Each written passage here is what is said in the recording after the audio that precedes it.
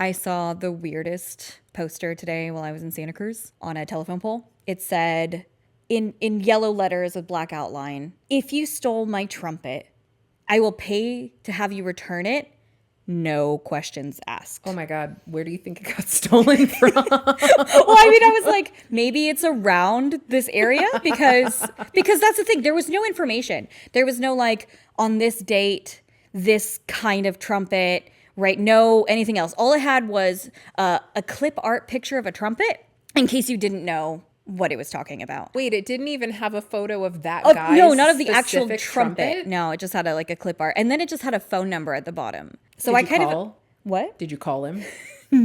No. I would've. No, I didn't want to get his hopes up, right? That's true. But I was trying to imagine what a hostage call for a trumpet would be like. Oh. When it calls up, like, bring, bring, bring. I have your trumpet. I have your trumpet. Oh, please, can I have proof of life? Doot. Doodle-doot. Hey, that doesn't sound like my fucking trumpet. Click. Oh no. I don't know what's going on in Santa Cruz, but apparently trumpet thievery. Santa Cruz is a wild place. Yeah, yeah. No doubt in my mind.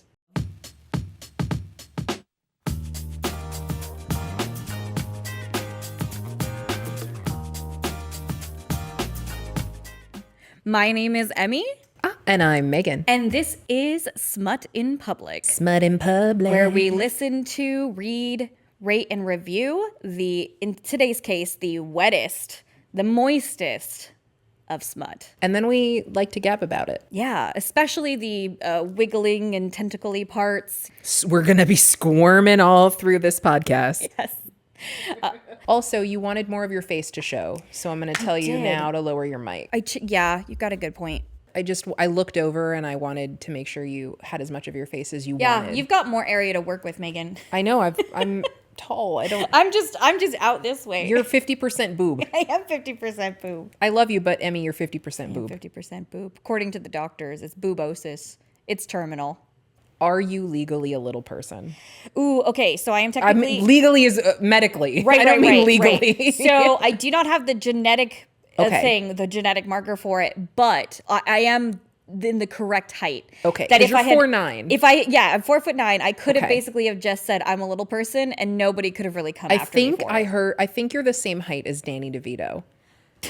I feel like I saw something this week about how tall Danny DeVito is. He's tiny. And I think he's 4'9". He's even tinier now that he's old. But he has a medical condition. Yeah.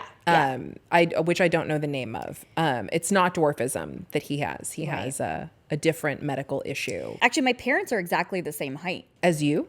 No, as each other. Oh, but also short, I assume. No. What? They're very medium. Both of them are completely medium height. How tall are your parents? My parents are both, I want to say, like 5'8".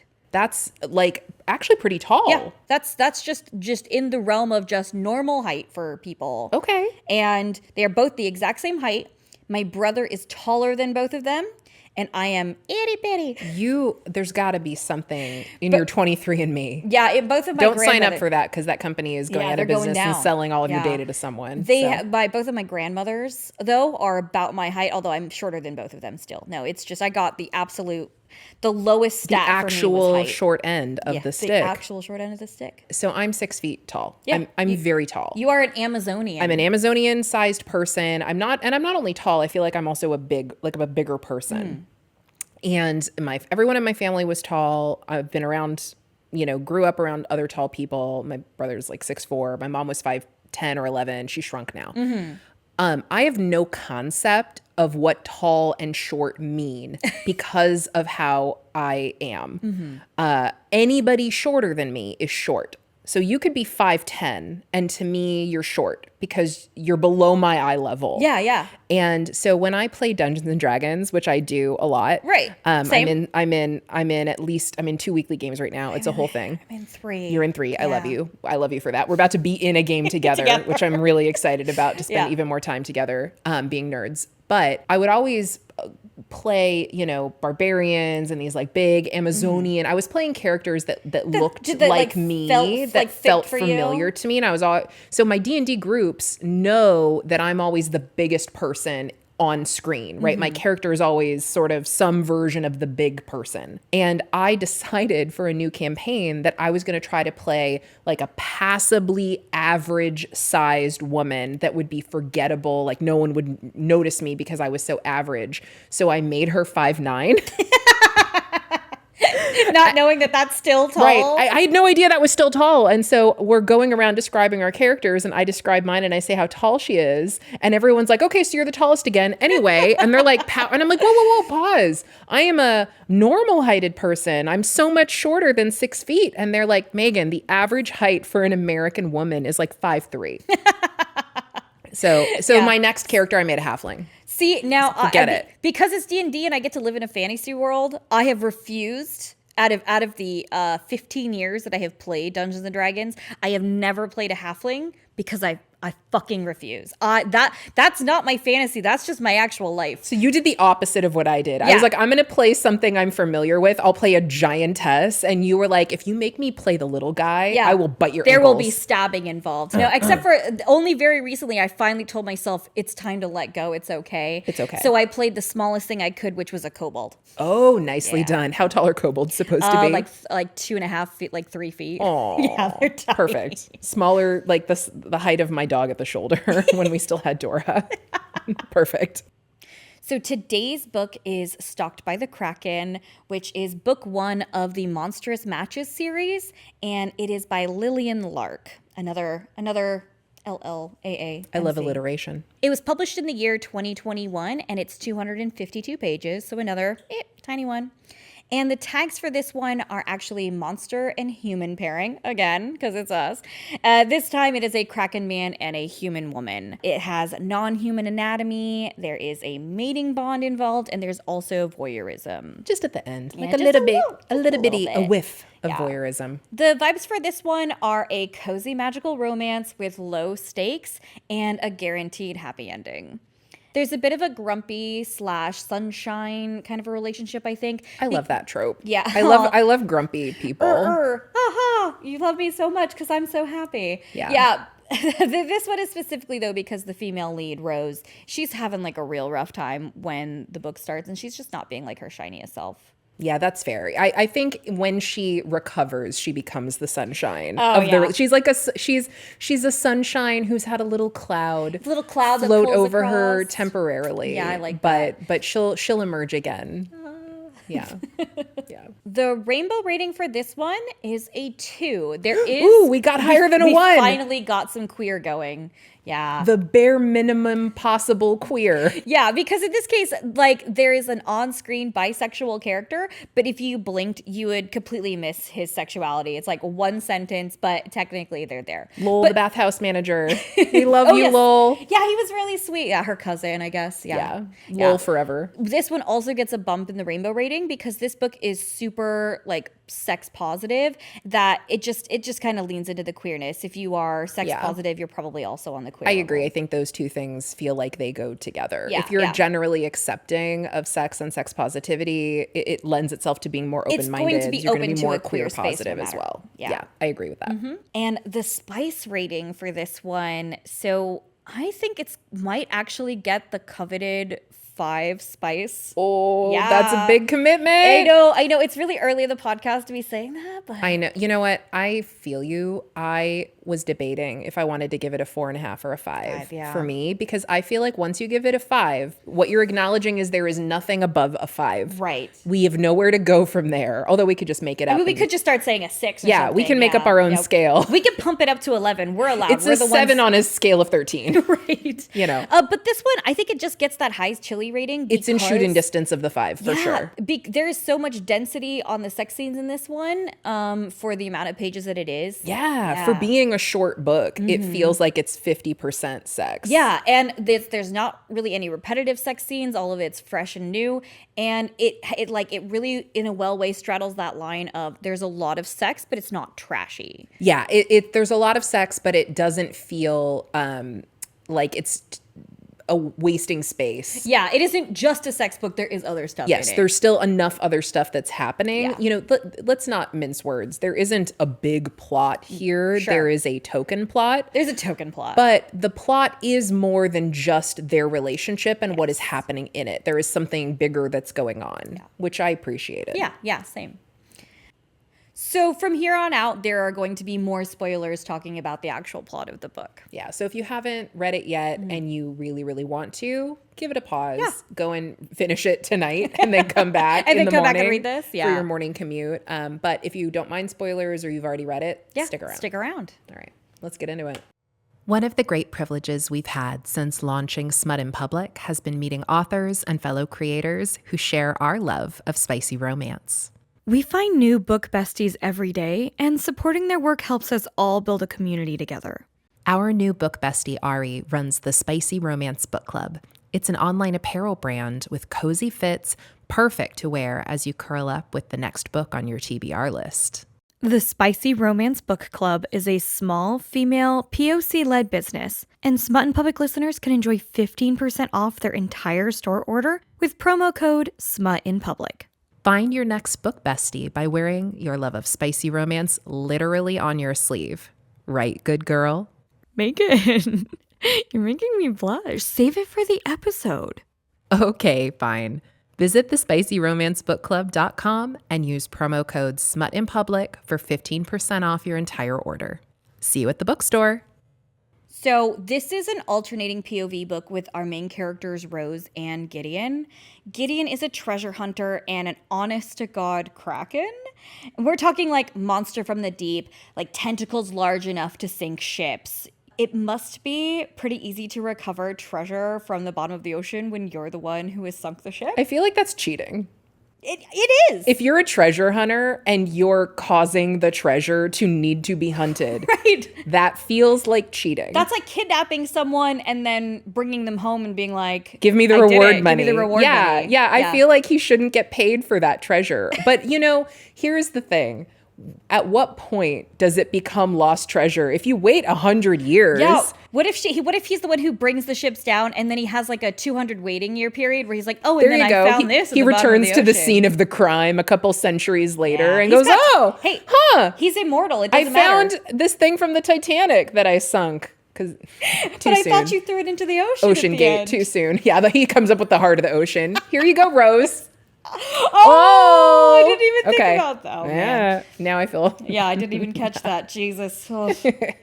But he is able to walk around in a human form and stay undetected by humanity. And the explanation for this is he's just so magic that it works. He's mostly magic. That's fine. Yeah. So counting it up, he has 3 different forms. Yeah.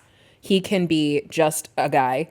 He can be Ursula, which man on the top, right? Squid on the bottom, octopus creature on the bottom, and then he has his full kaiju Godzilla form where he's fucking up ships and like ruining sailors' days. They only ever reference that form. It's never on screen because it may just not be very sexy to suddenly just squish Rose by being a gigantic Kraken. Yeah, so. It would be a little bit hard to figure out how to weave that in romantically to the plot. She's just like laying under one sucker going, oh. She's just hugging one arm. Sucker. Yeah, it would be like a King Kong situation. Yeah, waving her, holding her little tiny on top of a lighthouse. Very romantic. And it's funny. One other comment about him being so magical, I died laughing because at one point they're having sex and he orgasms and then he's able to stay hard and Rose goes, wow, she's sort of impressed and he goes, well, remember, I'm mostly magical. Like the least that I can do is keep my boner up.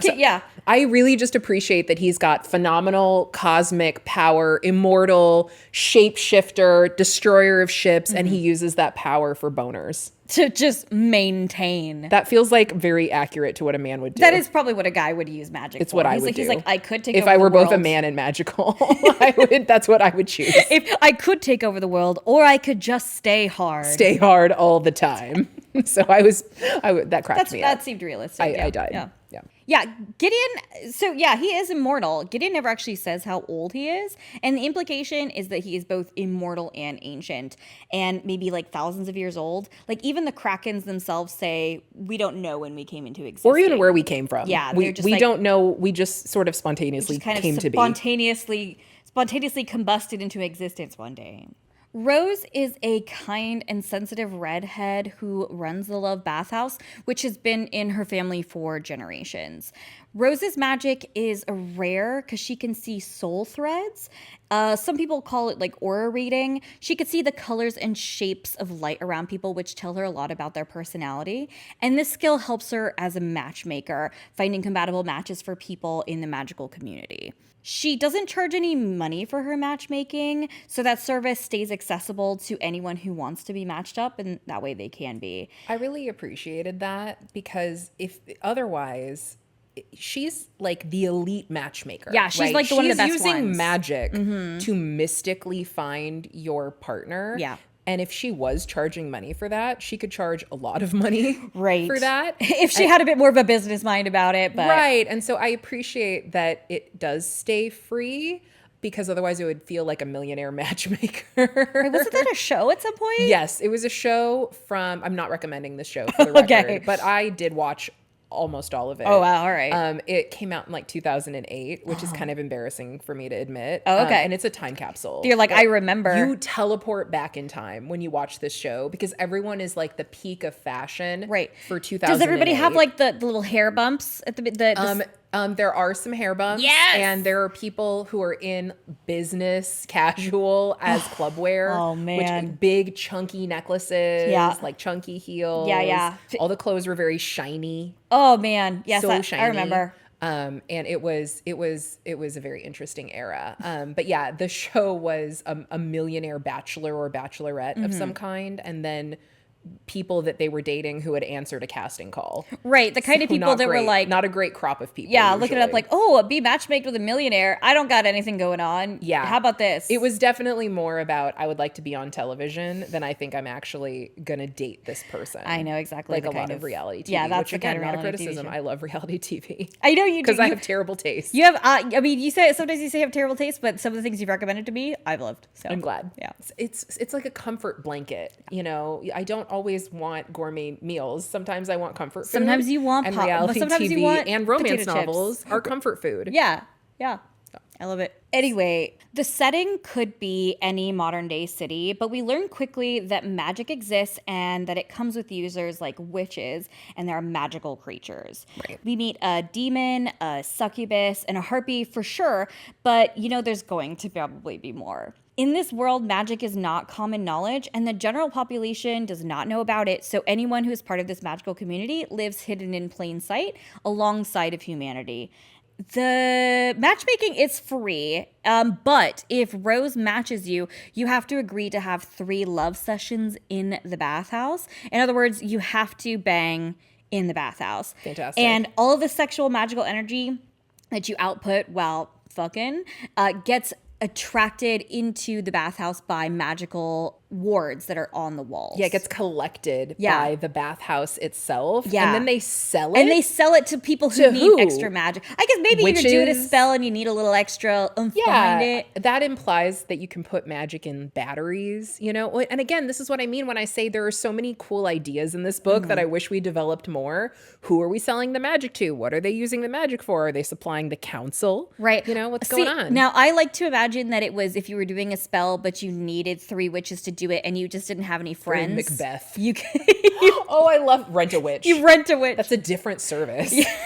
It's an escort service for witches that need a coven. Right. You think there's like a Tinder for Come for with witch me to my covens? 15-year coven reunion because I don't want them to think I don't have a cool new coven. I want to make all the ladies at my old coven jealous. Jealous about what I've been doing out here, all this cool magic, and I definitely haven't been buying it from the Love Bathhouse, okay? That's fantastic. But yeah, they run the bathhouse. That's their business model. People have sex. They collect the magic. They sell that magic. It's renewable onwards. energy, technically. That is true. Like This a is very windmill. green. Yeah, like a windmill of penises. A windmill of penises, yes. But it is. It's like green energy. Yeah. We could like run the world on that if we wanted to. I wish. There Man, was that just would be that would solve so many problems. pounding energy. Talk about fusion. The main romantic conflict in the book is that Rose has just broken up with the man that she thought was her perfect match. She read his soul threads, ran her compatibility algorithm or something, and came up with that this man was 100% match. And she was like, I'm looking at my fated mate right now. Someone who would like instantly fit into her life. And Jackson, which for a plot reason we're not going to discuss, is not that man. A terrible mistake has been made. No.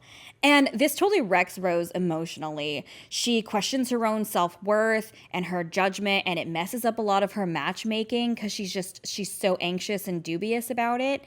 And so when Gideon enters the picture, he has to spend way more time wooing her than he probably would have had to otherwise because he doesn't want to scare her off. And she is clearly like in a bad place. Like he's very gentle and patient with her on her timeline throughout the whole book. Yeah, I agree with that. I think that they're back and forth.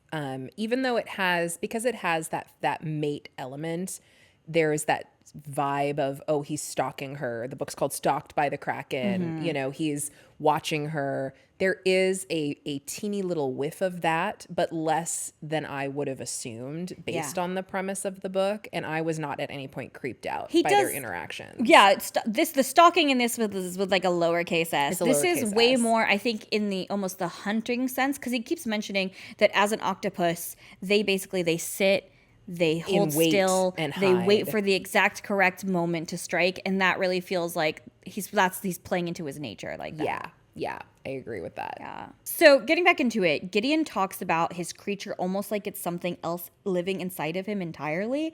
And it reminds me about how like werewolves and vampires sometimes get described, which is pretty cool. Oh yeah, as having like their beast in them that almost isn't something they're in full control of. Yeah, like it can take over them. This was the first time I'd ever heard of an aqua creature being referred to as the beast inside, which that was refreshing. Yeah, it was different. Yeah. I agree. It is usually a vampire, werewolf, primal, my but it's primal a primal bear. creature thing. Yeah. Okay. Yeah. I buy it. And this creature is greedy and it wants to hoard shiny things, right? And when it sees Rose, it knows that it wants her. It's like instant, like, ooh, It's in the shiny. prologue. Yeah, it is. They don't even wait for chapter 1. Yeah, to it's be before like, the book "P.S. begins." Gideon is locked in. Yeah. And it is a mating bond trope. Alpha and predatory character fall instantly in love with someone they just met. And it's just like, And it's not even love, it's like obsession. I want whatever that is. I wish to hoard that. Yes, I want to hoard you. I want to make you mine. Yeah. Which again is kind of giving dragon. Yes. You know, it's it's giving very that dragon, energy. but slightly slimy. Yeah. But in a sexy A water way. dragon. A water dragon. Just a little water dragon. Yeah. I'm pretty good with They have those, I've heard. So I think they do have those. I do sometimes like the whole like, ooh, you're what I want and I want nothing else. But sometimes then I sort of feel a little bad for a guy. Like it's just sort of like the guy character is like, I biologically only want you. Honestly, I understand why it's such a popular trope. Yes. You know, as a woman, it is relaxing. Because he's never going to cheat on you. He is never going to cheat on you. I get it. When my husband and I were first dating, I had just gotten out of a really long relationship. We're each other's second rounds. Right. And I was in a, dating frenzy. I wanted nothing that even looked like commitment whatsoever. And he and I talked about that, and he was like, that's fine. We can keep it casual. Like, I don't mind. I understand. And I kept pushing him. I was like, go date other people. Like, go experience whatever. Go because eat the fruit of the buffet. I'm not locked in on you. Yeah. And I don't want you to spend more of your time and effort in this than feels appropriate for that. And he was just so, it's not that he was like mating bond locked in, but he was so satisfied with us and kind of what we had. He knew before you did. Yeah. He was like, I appreciate that, but I'm good. I know what I want and I know what I don't want. And I'm cool. I'm chill about it. And it wasn't in a weird, manipulative way. Right. It wasn't like I'm pining for you back at home. He had his own life. He had his own stuff going on. And the stuff he had going on did not for him need to involve a bunch of strange, unlike me, which it absolutely needed to. You needed some time to cut loose. He was did. like, I'm going to wait until you're done doing the weird because I know we're going to work out. Yeah, but not in a bad way. Yeah. Not in like a, I'm sitting here just waiting for you, staring at you. In a, I'm cool, I'm doing my thing. And when you're done, let me know. Let me know. I'm available. And it worked out. And it worked out really well. Yeah. So I do understand the appeal of someone who's locked in on you and is so interested in you that you know that they're not seeing other people. That's comforting. Yeah, I understand. I get the trope. Having for withheld that from my husband for a while, I understand. sure. You appreciated being the subject of that I kind of attention. appreciated being the subject of that attention. Hot. Yeah, it was great. It was good. So the author sets up this fantasy world where she could pull from any mythos and have any kind of meet cute because it's a matchmaking that they could do. You could pull anyone from anywhere. It's an easy hook. Yeah, they get set up with a matchmaker. The story begins. So I thought that was just a really good formula that Lilian Lark has set up here. It kind of reminds me of a little bit of the Sookie Stackhouse novels with the amount of like normies to, supernatural creatures, but Yeah. without the dark sort of overtones. Yeah. There's no, there's definitely not as much murder. Oh, yeah. There is some peril. There is some though. I peril. don't really want to spoil the one tiny little arc in the book. Yeah. But there is absolutely some real peril for some characters. But we also got like NPCs. the Nebulous Council. That's sort of similar to That you're right. That does kind of have Sookie Stackhouse vampire vibes. And honestly, even Gideon, even though he's a Kraken, it feels like a reskinned vampire a little bit. He's got some Bill vibes, doesn't he? Now that I'm thinking about Kinda it. does. Oh, I show up. I'm from an Yeah. old timey person, but I'm here to and respect 'cause you. he has all those hallmarks that you associate with vampire stuff, where he's really old, he's kind of a loner, he's got this obsession thing. So there's some overlap for sure. me. But the difference is he's got tentacles. But he does have tentacles, which is clearly a vast improvement. Yeah. I enjoyed a lot of the scenes that happened in the bathhouse, and I also really loved the lore of the bathhouse. Like, it's been in her family for generations. It was her grandma's. There's a lot of her personality and her family in the bathhouse. I think technically her brother also works there. Yeah. And the Jared and the bathhouse manager Lowell is either a cousin or someone who's such a close family friend that they're basically That he's a practically cousin. family. Yeah. And there are private bathrooms, rooms with spas and blah blah blah. Yeah, and they all have like different themes, she says. With different themes and different like decor, but then there are also public areas, which feels like a very kinky space to me. Like, yeah. I've been in queer and kink spaces that are like that, where there's private areas and then more public areas where there might be good shenanigans happening for people who have that voyeuristic tendency. And I appreciated what I felt like was kind of the realism of the bathhouse as a kink space. Yeah, and she does specifically say like bathhouses and specifically sex bathhouses have been around for millennia. Yeah, so true. Yeah. So this was a really fun backdrop. Yeah.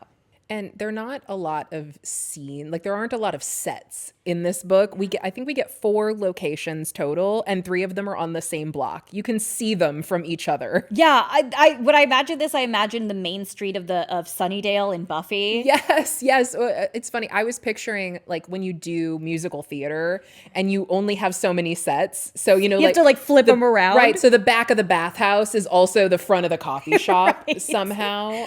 Because all we get is a coffee shop, the bathhouse, an antique store where plot is happening. Yeah. And then Rose's house, which we're at for one chapter. Yeah, which I just want to remind people, there's no limit on locations in a book. You You use your imagination. You don't have to pay to create the set, But yes, the town, the locations that take place in this book, very short, very succinct, but they're, at least the bathhouse is very well. Yeah, the bathhouse is fleshed out really well. And actually, I feel like the author could have done more on the plot side of this book. And I only say that as a criticism because I enjoyed what she put in there. It was much. Good. Yeah. It's like, I could have used more of this. I could have used more. And there are also some really interesting breadcrumbs that get sprinkled out. So one of the ones that I grabbed onto was there's a council a council that is the governing body of the supernaturals of this world. Nebulous and they council. never really they're never on camera. They're referenced. There's like comments of, oh, maybe we'll have to call in the council, like these other types of things that happen in the main plot, quote unquote, of the book. Right. But I would have been fine with that being developed Just even like a little bit more. just a little more, and maybe it will be in future books, Yeah. because it does feel like an interesting it feels like an interesting thing to put in the setting. Yeah, it's that a I'm weird thing curious to like about. throw out there for a little bit and not have any plan for. And have no plan for. I'm Yeah. like, what does the council do? Are they setting rules? Mm-hmm. Do they enforce supernaturals being secret? Yeah. Are they like investigating super on super crime? Like, what's their deal? Because she leaves the nebulous, I think she's left a lot of room for herself to grow in this, which I think that's agree. good. I agree. And there's a few side characters also that I felt pretty invested in Yeah. quickly. I mean, obviously Lowell, the bisexual bathhouse Bisexual manager, bathhouse who is manager. a man after my own heart. But I really liked Mace, who is Gideon's demon treasure Like his hunter partner. demon best friend hunting partner. Yeah. No, not best friend. No, well, yeah. They're work friends. Honestly, I get the feeling that Mace is Gideon's best friend, but Gideon is not Mace's best friend. Oh, dang. Do you know what I mean? I know exactly. I don't think Gideon has a lot of friends. I know exactly what you're talking about. Yeah. Not in a bad way, but I just don't think he gets out a lot. Mm-hmm. And I also really liked Sophia, who is a private investigator. And she's she's a small character. She's only in the book for a little while, but she has a real, like, I'm a badass go-getter, but also I have no clue what I'm doing whatsoever. And this is my first assignment. She totally gave off the vibes of like, this is my first day on the job and I am faking it till I make it. She has big fake it till you make it energy. And I think I also have fake it till you make it energy. So I felt like I had something in common She's with going to go Sophia. far, I think. Yeah. I think and she's a harpy. Oh, and yes, Mace is a she's the demon. harpy. So that, that makes up the list of supernaturals that we're accumulating. You've run into so far. So let's talk about the sex in this book. We get human form with a human. We also get a Kraken lower body with a human, and where their penetration is with a tentacle. I think we get both of those twice. That's true. Basically, kind of an alternating human, Kraken, human, Kraken. You know, because you got to switch back and forth. Don't want to do too much of one. Maybe, I guess. Yeah. If that's, if you're going to switch back. How did you feel, for the record, about a book that bills itself as Stalked by the Kraken, and then 50% of the sex scenes are great, but are just humans? Human penis. I'm okay with it in this case, how she did it, but I do want to admit that sometimes I do kind of think it's a little bit of a cop-out, because like, I came here for weird. For tentacles. I'm here for tentacles. Yeah, and the fact that he doesn't have tentacles like half the time, like part of me's like, oh, I get it, he can't walk around with tentacles all the time. But I think you could have used more. When I search tentacle porn, I'm not looking for a search that you do on the daily, to be clear. Yeah. I'm not searching for We're leaving so much of ourselves out for the world, and I am here for it, for the record. Yeah, we're gonna find our audience, our weirdos. You'll find too. us. Yeah. But I don't want to say like watch like 30 minutes of just like normal stuff and then halfway through, right, then the tentacles come out, right? So, No, I'm with I you. do think I think she made it in a way that it still was fine, and I didn't find it super jarring, but yeah, sometimes I'm a bit more like, no, make it weird. Do it. I'm always like, make it a little weirder. It's Make it a little fine. weirder. Make it a little weirder. Yeah. And for me, the tentacle scenes were some of my favorites. Oh, yeah, they were great. It's what even made me edge towards, is this a 5? Are we doing a 5? Right. And actually, there's a kink in here that we didn't mention in the tags, I just realized, which is a little bit of a breeding kink. Oh, I loved that scene. It's another common trope, especially in a lot of like werewolf books or that sort of alpha. And one of the things that they did super well with this one was it's consensual. Can we do a scene where we do a breeding scene? It's so good. I was just like, this. I am going to put this out there right now. You don't have to actually want to have kids in real life to enjoy the fantasy of this breeding thing. Yeah. I don't think those have to go together. Yeah. I think for some people they do. I don't have children. I adore children. I had an infertility journey, which I don't want to talk about on the internet. But so that's all I'll say is that I tried to have kids at one time and it didn't work out for me. And now I'm living a very happy child-free life. Right. You are also living a happy child-free life.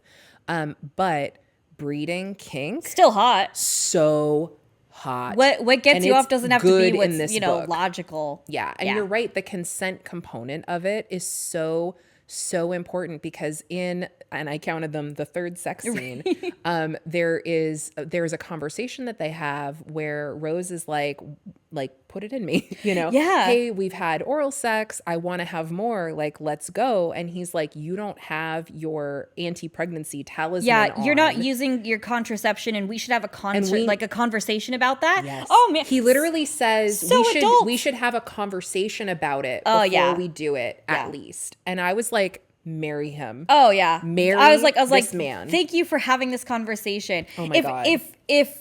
If smut novels are meant to, for some people, they're meant to be enjoyed, and I think also for some people they're meant to be educational. Yeah, this one is so This one is educational. so educational. This is Yes. not necessarily Kraken, but this is what your relationship should look like. Yes. Right? You should communicate. You should Yes. talk through miscommunications. You should talk about kinks like this. Yeah. No, I just so good. So like I know we're kind of moving into the wrap up, and so I do want to linger here some more Mm-hmm. because as I alluded to earlier, I think Lilian Lark has been in kink spaces. Oh, yeah, no question.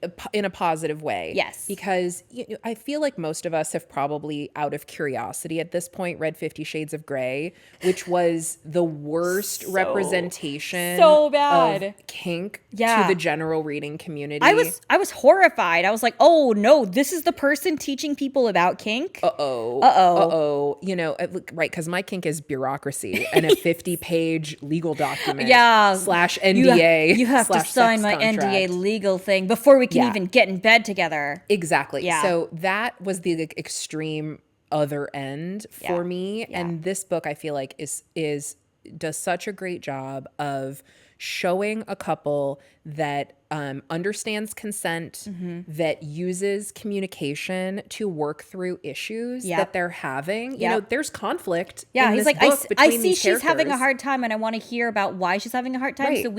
so that we can walk through that minefield together and not be triggered. Exactly. Yeah. And things like Gideon says, you know, I'm an ancient being. It's very hard for us to have children, and I've always wanted to be a father. Okay.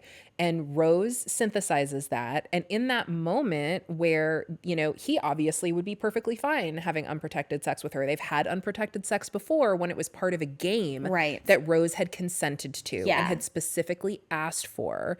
Then when it happens again later, he understands that consent once does not mean consent every time. because he says, "Oh, I'm sorry, you're still not wearing your locket, right? And we need to chat can't- about it right? each time that we want to do this. Yeah. And that is so fundamental to kink and to consent. Mm-hmm. And it's that idea that, okay, just because she said once doesn't mean it's Doesn't once mean it's yes forever. And you don't forever. have the right to keep acting as if it's yes forever when this, especially when the stakes are so high, when the stakes are children. Yeah. And that sealed the deal for me that this was a book that I wanted to talk about. Oh yeah, and it just especially just again like a good rubric of this is what it should look like, right? And if you know, other than again tentacles, right? But she had tentacles such didn't great hurt. communication in this book. Yeah. And like Gideon is so patient. That Yes. was another thing that really got for me. He's like, I can wait. We can do this at your pace. Yeah. He's like, we could just He's like, have I've fun got for forever. you. Yeah. I'm not in a rush. Yeah. That to me was like I'm just happy I found you. in my experience, Reminds that me was of a my bit like husband. I was so I love him so much. Sorry. That's okay. In It's my embarrassing to love your own partner. It's not. He's an absolute angel of a person. Yeah. The I feel like in my experience this has been a bit like what it was like to date older guys where they weren't in a rush, right? Oh, yeah. controversial take. I know. Controversial take. It's okay. I know. I've had age gap above and below. Okay, so it's not just one way. I but also have an age gap relationship. It's okay. right, yeah. And I did feel like I noticed, I'm like, yeah, this is much more my experience of when it was dating older guys where they're like, you know what? Not everything has got to be, you know, Wham, P and bam. V smashing away, right? We can take the time and fall in love and go and do other things, and it be just as sensual as doing those things. And I was like, It's good energy. It's really good energy. Yeah. This book gets a communication gold star from me. Yes. Yeah. I agree. Good well one. done, Lilian Lark. Communication gold star. Communication- We know you're kinky and we respect it. We know you're kinky. We can tell. tell. We Yeah. can tell nobody We can writes tell. kink this good unless you yourself are I've kinky. been kinky. Yeah. Respect. So all in all, this one for me, I gave this one a 4 stars. I would say 4.5 Yeah? for me. It was definitely a book I enjoyed. Will read the rest of the stuff that she has written for sure. And it was fantastic on a reread too, to be honest with you. And honestly, this to me, this one was good, but the other books in the series, which I have read, they just get better. Yeah, full disclosure, I have read several Lilian Lark books already, and the Gargoyles one is my favorite. Gargoyles is my favorite too. Which I think is the next book. It is, the yeah. second book. We should definitely do Gargoyles. For I really sure. I really want to do the Gargoyles book because that is also one heroine and a reverse harem of 3 gargoyle men. Yeah. A++. Yeah, and it isn't just like they're also in a relationship. It's not just her. No, they're siblings. Yeah. No. Wait, they are not what? in a relationship with each other. No, they totally fuck each other. No, they don't. Oh, do they? Yes. Oh no, I gotta read it again. I get to read it again. It'll be like the first. I have the brain of a goldfish. No worries. When I read a book for these episodes, I have to finish the write up before I start the next book, or Otherwise it'll be mix gone. up- it's gone. Same. No, Blank same. As soon as we slate. finish, as soon as I finish one of the other ones, even though it's like 3 or 4 episodes ahead, I Yes. was like, gotta do the notes now. I am brain of a goldfish. I'm telling you. No worries. So But anyway, Lilian Lark, we loved it. Thank you very much. thank you, Lilian Lark. Yeah. Can't wait to read more. Can't wait to read more. And Can't thank wait you to for review joining more. us. Thank you for joining us on Smut in Public. Thank you for joining us in Smut in Public. Smut in Public. We'll see you next time. Thanks.